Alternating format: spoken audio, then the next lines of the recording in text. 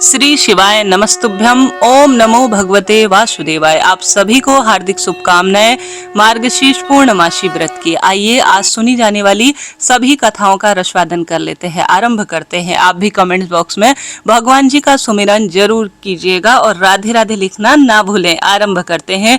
कथा अनुसार द्वापर युग में एक समय की बात है। यशोदा जी ने कृष्ण जी से कहा, हे कृष्ण, तुम सारे संसार के उत्पन्न करता, पोषक और उसके संहार करता हो।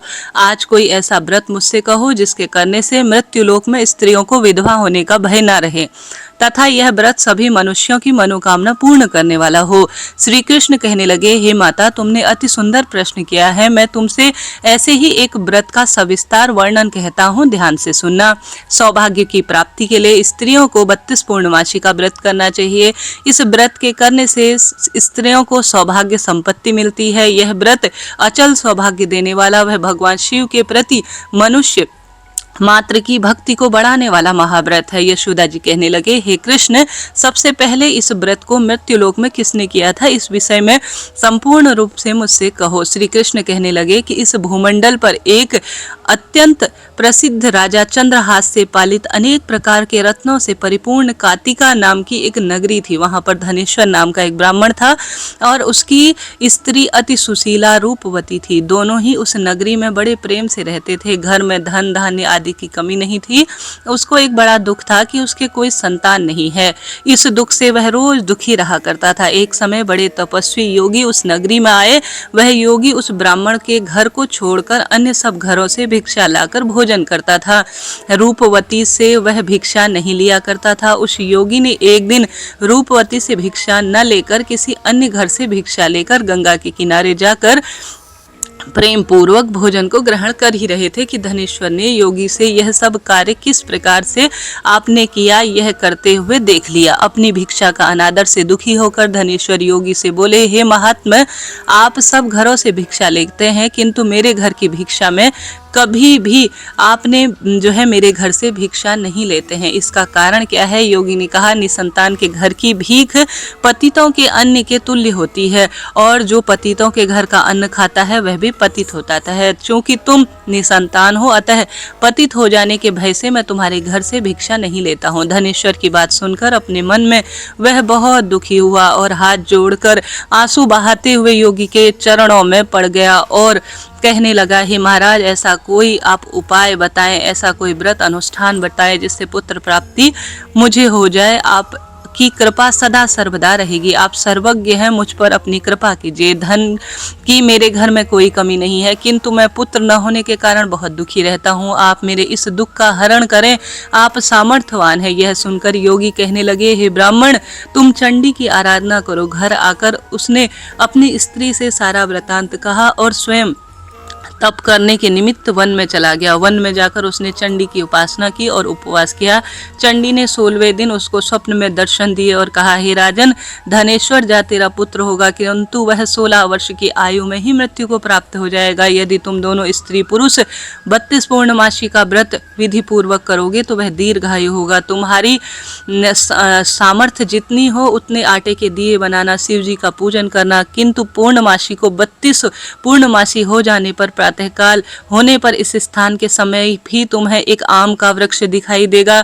उस पर चढ़कर तुम एक फल शीघ्र तोड़कर अपने घर चले जाना और अपनी स्त्री को सब वृतांत कहना। ऋतु स्नान के पश्चात वह स्वच्छ होकर श्री गौरी शंकर का ध्यान पूजन कर उस व्रत को खा लेगी। तब भगवान शंकर की कृपा से उसको गर्भ अवश्य हो जाएगा। जब वह ब्राह्मण प्रातःकाल उठा तो उसने उस स्थान के पास ही एक आम के पेड़ को देखा जिस पर एक अत्यंत सुंदर आम का फल लगा हुआ है। उस ब्राह्मण ने उस आम के वृक्ष पर चढ़कर उस फल को तुरंत तोड़ने का प्रयत्न किया किंतु कई बार प्रयत्न करने पर भी नहीं चढ़ पाया। तब वह ब्राह्मण बहुत चिंतित हुआ और उसने विघ्न नाशक गणेश जी की वंदना करते हुए कहा, हे दयानिधि, आप अपने भक्तों के विघ्नों का नाश करने वाले, मंगल कार्य को करने वाले, दुष्टों का नाश कर रिद्धि सिद्धि देने वाले हैं। आप मुझ पर कृपा कर मुझे इतना बल दे कि मैं अपने मनोरथ को पूर्ण कर सकूं। इस प्रकार गणेश जी की प्रार्थना कर अपने उसकी कृपा से धनेश्वर वृक्ष पर चढ़ गया और एक अति सुंदर आम का फल उसे दिख गया। उसने विचार किया कि जो वरदान से फल मिला है वह अपने आप में अद्भुत है और कोई फल इस पेड़ में मुझे दिखाई भी नहीं दे रहा है। उस धनेश्वर ब्राह्मण ने जल्दी से उस फल को तोड़कर अपनी स्त्री को लाकर दे दिया और इसकी स्त्री ने अपने पति के कहे अनुसार उस फल को ग्रहण किया और वह गर्भवती हो गई। देवी जी की असीम कृपा से उसे एक अत्यंत सुंदर पुत्र हुआ जिसका नाम देवीदास रखा गया।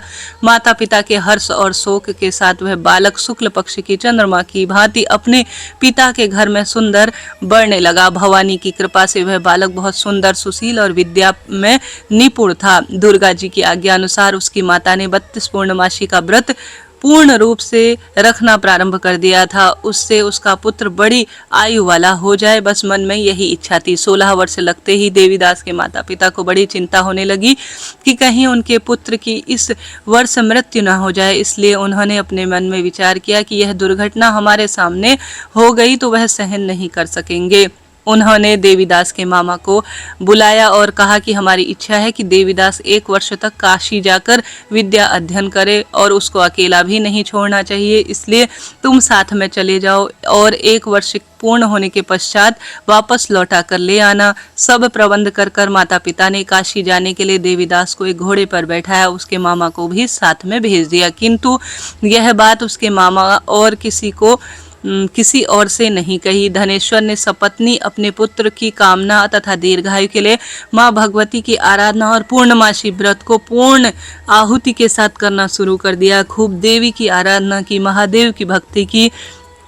इस प्रकार 32 पूर्णमासी का व्रत पूर्ण किया गया। कुछ समय पश्चात एक दिन दोनों मामा भांजे रात्रि बिताने के लिए किसी गांव में ठहरे थे। उस दिन उस गांव में एक ब्राह्मण के अत्यंत सुंदरी, सुशील, विदुषी और गुणवती कन्या का विवाह होने वाला था। जिस धर्मशाला के अंदर वर और बाराती ठहरे हुए थे, उस धर्मशाला में देवीदास और उसके मामा भी ठहरे हुए थे। संयोगवश कन्या को तेल आदि चढ़ाकर मंडप आदि के कृत्य किए गए। लग्न के समय वर को ऐसी आभूति हुई। अस्तुवर के पिता ने अपने कुटुंब वासियों से परामर्श कर निश्चय किया कि यह देवीदास मेरे पुत्र जैसा ही है, इसके साथ अपने जो उसका है वह लगन करा दूं और बाद में विवाह के अन्य सब काम मेरे लड़के के साथ हो जाएंगे तो बड़ी कृपा होगी। ऐसा सोचकर देवीदास के मामा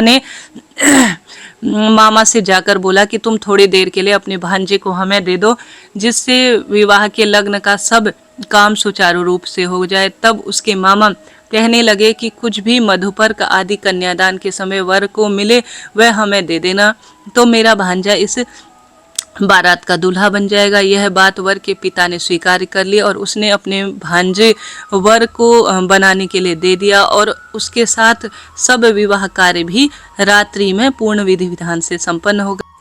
अब रात्रि में संपूर्ण कार्य तो हो गए, पत्नी के साथ वह भोजन न कर सका और अपने मन में सोचने लगा कि ना जाने किसकी स्त्री होगी। वह एकांत में इसी सोच में निश्वास छोड़ने लगा, अर्थात उसके आंसू नहीं रुक रहे थे। तब वधू ने पूछा कि क्या बात है, आप इतने उदासीन और दुखी क्यों हैं? तब उसने सारी बात वर के पिता वह मामा के बीच में जो हुई थी उसे बतला दी। तब कन्या कहने लगी कि ब्रह्मा विवाह के विपरीत कैसे हो सकता है? देव, ब्राह्मण और अग्नि के सामने मैंने आपको अपना पति बनाया है, इसलिए आप ही मेरे पति हैं। मैं आपको अपनी पत्नी मैं ही आपकी पत्नी रहूंगी, किसी अन्य की कदापि नहीं। तब देवीदास ने कहा, ऐसा मत करिए, मेरी आयु बहुत ही छोटी है, कम है, मेरे पश्चात आपकी क्या गति होगी, इन बातों को अच्छी तरह से विचार कर लो। परंतु वह दृढ़ निश्चय वाली थी, बोली कि जो भी आपकी गति होगी वही मेरी गति होगी। हे स्वामी, आप उठिए और भोजन करिए, आप बिल्कुल भी उदास न हो, आप भूखे हैं, मैंने जान लिया है। इसके बाद देवीदास और उसकी पत्नी ने दोनों ने भोजन किया तथा शेष रात्रि वह सोते रहे। प्रातःकाल देवीदास ने अपनी पत्नी को 3 नगों से जड़ी हुई अंगूठी दी, एक रुमाल दिया और बोला, प्रिय, इसे लो और संकेत समझकर स्थिर चित्त हो जाओ। मेरा मरण और जीवन जानने के लिए एक पुष्प वाटिका बना लो, उसमें सुगंधित पुष्प वाली एक नव मल्लिका लगा दो, उसको प्रतिदिन जल से सींचा करो और आनंद के साथ खेलो, कूदो तथा उत्सव मनाओ। जिस समय और मेरा जिस मरणांत होगा, अर्थात मृत्यु को प्राप्त होगा, यह सारे फूल सूख जाएंगे और मैं जी उठा तो यह वापस हरे हो जाएंगे, तुम ऐसा जान लेना। इस बात का निश्चय करके वह जो है कोई भी संशय मन में मत रखना, यह समझाकर वह चला गया। प्रातःकाल होते ही वह गाजे बाजे बजने लगे और जिस समय विवाह के कार्य समाप्त करने के लिए वर तथा सभी बाराती मंडप में आए तो कन्या ने वर को भली प्रकार से देखकर अपने पिता से कहा कि यह मेरा पति नहीं है, मेरा पति वही है जिसके साथ रात्र में मेरा पाणी ग्रहण हुआ है, अर्थात विवाह हुआ है। इसके साथ मेरा कोई विवाह नहीं हुआ है। यदि वह वही है तो बतलाए कि मैंने इसको क्या दिया। मधुपर्क और कन्यादान के समय जो आभूषण आदि दिए हैं वह सब दिखाए तथा रात्रि में मैंने क्या गुप्त बात इनसे कही थी वह सब मुझे बताए। पिता ने उसके कथन अनुसार वर को बुलाया। कन्या की यह बातें जानकर सुनकर वह कहने लगा कि मैं कुछ भी नहीं जानता। इसके पश्चात लज्जित होकर वह अपना सा मुंह लेकर चला गया और सारी बारात भी अपमानित होकर वहां से लौट आई। प्रिय श्रोताजनों, अन्य एक पुस्तक में ऐसा लिखा गया है, इसमें थोड़ा सा गलती सी लिखी गई है कि वह जो बारात लेकर आया हुआ व्यक्ति था वह कान्हा था, अर्थात वह आंखों से नेत्रों से देख नहीं सकता था और कानों से भी काना था। इस कारण से उसके पिता ने ऐसी युक्ति सोची कि क्यों न इस जो मामा भांजे हैं, इसमें जो भांजा है वह मेरे पुत्र समान दिखता है, इसलिए मेरा जो बेटा है वह कान्हा है, अर्थात कानों से सुनता नहीं है, नेत्रों से भली प्रकार देख नहीं पाता, इसलिए देवीदास के साथ ही मेरे पुत्र का विवाह हो जाना चाहिए। ऐसा मैंने पूर्ण रूप से पढ़ा है, इसमें थोड़ा सा लिखने में दिक्कत है। ठीक है जी, कोई दिक्कत नहीं है, हम सभी कथा रसवादन कर ही रहे हैं, आनंद की अनुभूति तो हो ही रही है। ऐसे में इसके पश्चात भगवान श्री कृष्ण बोले, हे माता, इस प्रकार देवीदास अपनी काशी अध्ययन के लिए चला गया। जब कुछ समय बीत गया, काल से प्रेरित होकर एक सर्प रात्रि के समय उसको डसने के लिए वहां आया। उस विषधर के प्रभाव से उसके शयन का स्थान चारों ओर से विष की ज्वाला से विषैला हो गया, परंतु व्रतराज के प्रभाव से उसको काटने ना पाया, क्योंकि पहले से ही उसकी माता ने 32 पूर्णमासी व्रत करा था और साथ ही महादेव माँ गौरी की असीम कृपा उसके परिवार पर थी। इसके बाद मध्याह्न काल के समय स्वयं काल वहां पर आया और उसने उसके शरीर से प्राणों को निकालने का प्रयत्न करने लगा, जिससे वह मूर्छित होकर गिर पड़ा। भगवान की कृपा से उसी समय पार्वती जी के साथ श्री शंकर जी वहां आए। उसको मूर्छित दशा में देखकर पार्वती जी ने भगवान शंकर से प्रार्थना की कि हे महाराज, इस बालक की माता ने पहले 32 पूर्णमासी का व्रत किया है, जिसके प्रभाव से भगवान आप इसको प्राण दान दे देना। भवानी के कहने पर भक्त वत्सल भगवान शिव जी ने उसको प्राण दान दे दिए। इस व्रत के प्रभाव से काल को भी पीछे हटना पड़ा और देवीदास स्वस्थ होकर बैठ गया। उधर उसकी स्त्री उसके प्रतीक्षा किया करती थी। जब उसने देखा कि उसकी पुष्प वाटिका में बिल्व पत्र कुछ भी नहीं रहे तो उसको अत्यंत आश्चर्य हुआ, और जब वह देखी कि थोड़ी देर बाद वह हरे भरे हो गए हैं तो वह जान गई कि वह जीवित और मेरे पति स्वस्थ हैं। यह देखकर वह बहुत प्रसन्न हुई, मन से अपने पिता से कहने लगी कि हे पिताजी, मेरे पति जीवित हैं, आप उन्हें ढूंढिए। जब 16 वर्ष व्यतीत हो गए तो देवीदास भी अपने मामा के साथ काशी से चल दिया। इधर उसके ससुर उसको ढूंढने के लिए अपने घर से जाने लगे। वह दोनों मामा भांजे वहां आ गए। उनको आता देखकर ससुर बड़ी प्रसन्नता से उन्हें घर ले आया। उस समय नगर के निवासी भी इकट्ठा हो गए और सबने निश्चय किया कि अवश्य ही इस बालक के साथ इस कन्या का विवाह हुआ था। उस बालक को जब कन्या ने देखा तो पहचान लिया और कहा, यही तो है जो मेरे पति हैं। मैंने पूर्ण आपको संकेत दे दिया था, परंतु सभी कहने लगे कि भला हुआ जो यह आ गया, और सब नगर वासियों ने खूब आनंद मनाया। कुछ दिन बाद देवीदास अपनी पत्नी और मामा के साथ ससुर के घर से बहुत सारा उपहार आदि लेकर अपने घर की ओर प्रस्थान किया। जब वह अपने गांव के निकट आया तो कई लोगों ने उसको देखकर उसके माता पिता को पहले ही खबर दे दी कि तुम्हारा पुत्र देवीदास अपनी पत्नी और मामा के साथ आ रहा है। ऐसा समाचार सुनकर पहले तो उन्हें विश्वास नहीं हुआ, किंतु जब सभी लोगों ने आकर उनकी बात कही, समर्थन किया तो उनको आश्चर्य हुआ। लेकिन थोड़ी देर में देवीदास ने अपने मामा के साथ आकर अपने माता पिता के चरण पर अपना शीश रखा, प्रणाम किया। उनकी पत्नी अपने सास ससुर के चरणों का वंदन किया तो माता पिता ने अपने पुत्र और पुत्रवधू को देखकर हृदय से लगा दिया। दोनों की आंखों में प्रेम अश्रु बहने लगे। अपने पुत्र और पुत्रवधू के आने की खुशी में धनेश्वर ने बड़ा भारी उत्सव किया, ब्राह्मणों को भी दान दक्षिणा दी।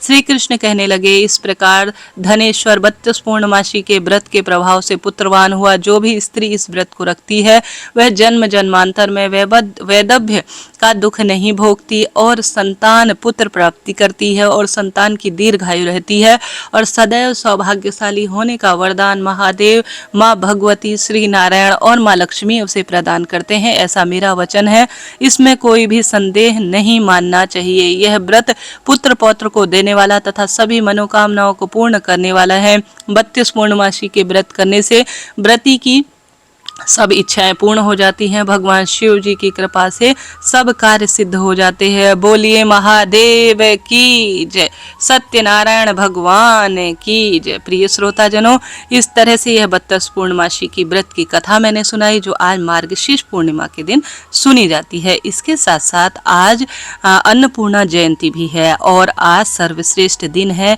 जो कि जीवन में भाग्य की रेखाओं को प्रबल करने वाला है। आइए अन्नपूर्णा माता की कथा का भी रसवादन कर लेते हैं। बोलिए अन्नपूर्णा माता की जय। हिंदू पौराणिक कथा के अनुसार देवी पार्वती और शिव जी पासे का खेल खेल रहे थे। खेल में भगवान शिव अपना सब कुछ हार गए, लेकिन भगवान शिव विष्णु जी के पास गए और उन चीज़ों को वापस पाने का रास्ता पूछने लगे। जिस प्रकार विष्णु जी ने उन्हें बताया कि भौतिक चीज़ें दुनिया में सिर्फ एक भ्रम है। इससे माँ पार्वती बहुत क्रोधित हुई क्योंकि वह भौतिक सुख सुविधाओं की प्रदत्ता हैं, इसलिए उनसे छिपने का उन्होंने फैसला किया। इससे संसार में भारी अराजकता फैल गई। सभी को संसाधनों की कमी और भोजन की कमी का सामना करना पड़ा। चूंकि माँ पार्वती मात्र प्रेम का अवतार है, इसलिए वह अपने बच्चों को कष्ट नहीं दे सकती। इसलिए उन्होंने देवी अन्नपूर्णा का रूप धारण किया और पृथ्वी पर जाकर जिसे भी आवश्यकता हुई उसे भोजन वितरित किया। यही कारण है कि लोग मार्गशीर्ष महीने की शुक्ल पक्ष की श्रेष्ठ पूर्णिमा व्रत रखते हैं ताकि जीवन में अन्न धन के भंडार भरे रहें और हमेशा प्राचुरता और पोषण मिलता रहे। इस तरह से यह आज अन्नपूर्णा माता की कथा भी श्रवण की जाती है। आइए सत्यनारायण भगवान की आरती का श्रवण कर लेते हैं। बोलिए सत्यनारायण भगवान की जय, श्री नारायण भगवान की जय। ओम जय जगदीश हरे, स्वामी जय जगदीश हरे। भक्त जनों की संकट, दास जनों की संकट क्षण में दूर करे। ओम जय जगदीश हरे। मात पिता तुम मेरे, शरण गहूँ मैं किसकी, स्वामी शरण गहूँ मैं किसकी।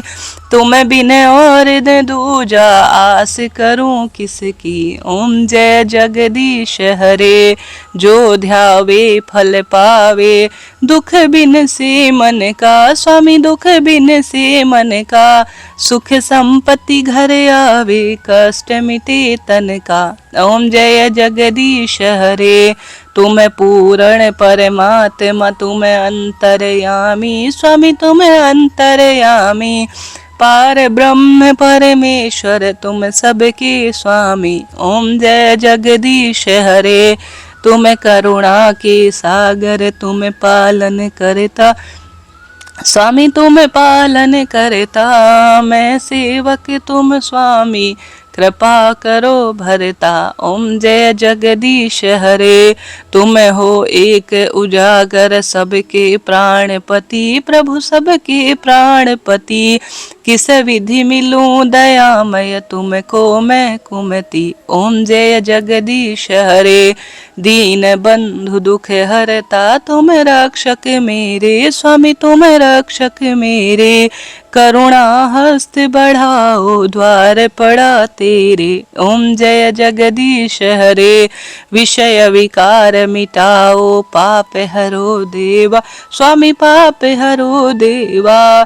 श्रद्धा भक्ति बढ़ाओ, संतन की सेवा। ओम जय जगदीश हरे। स्वामी जय जगदीश हरे। प्रभु जय जगदीश हरे। प्रिय श्रोता जनों, इस तरह से यह आज 32 पूर्णमासी व्रत की, मार्गशीर्ष पूर्णमासी व्रत की कथा है। आपने यह कथा सुनी, आपका आभार और धन्यवाद। आपके लिए जरा सा भी वीडियो उचित, उपयोगी, रोचक, श्रवण करने में आनंद आया हो तो आप कमेंट्स बॉक्स में प्रभु का नाम उच्चारण जरूर कीजिएगा। वीडियो को लाइक, शेयर, सब्सक्राइब करना ना भूले। हर हर महादेव।